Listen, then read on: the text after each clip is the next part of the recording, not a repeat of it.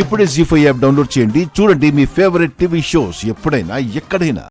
Road మీద ఒక అమ్మాయిని ఒక పోకిరి వెధవ ఏడిపించబోతే వాణ్ణి తిట్టి స్టేషన్ కి తీసుకువెళ్లి నేనే కేసు పెట్టించి వచ్చాను.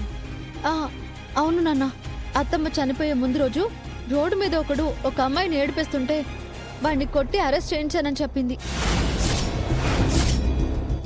ఆ అరెస్ట్ అయిన వాడి గురించి ఏమన్నా తెలుసా సీత? లేదు నాన్న, వాడి మీద కంప్లైంట్ ఇచ్చి ఈవిడేసింగ్ కేసు పెట్టాను అని చెప్పింది. వాడు బయటకొచ్చి సుమతి మీద కోపం పెంచుకుని చంపేశాడేమో. అలా జరిగే అవకాశం కూడా ఉంది. మనం ఆ పోలీస్ స్టేషన్కి వెళ్ళి ఎంక్వైరీ చేస్తే సుమతి అరెస్ట్ చేయించిన వాడి గురించి మనకు తెలుస్తుంది.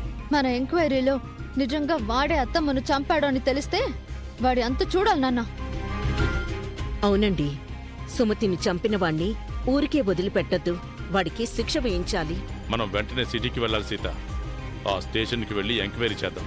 అలాగే నాన్న, నేను ఇప్పుడే వస్తాను.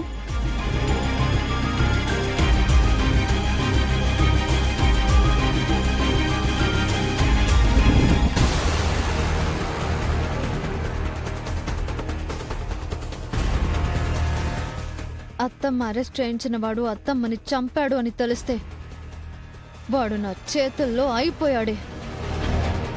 నాన్నకు కూడా తెలియకుండా నాతో ఈ గన్ను తీసుకువెళ్ళి వాణ్ణి షూట్ చేసేస్తాను.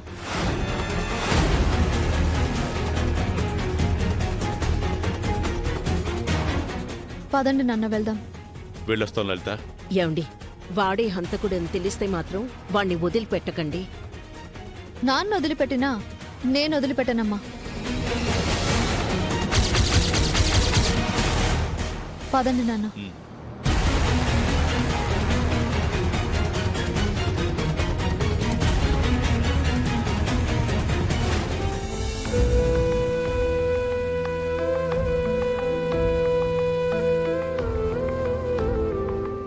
మామా,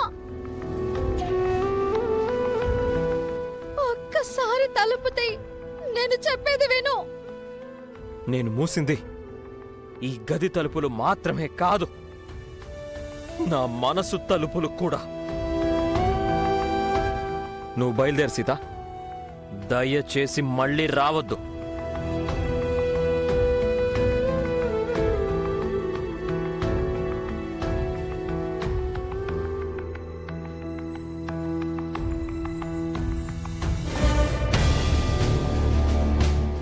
రామ్,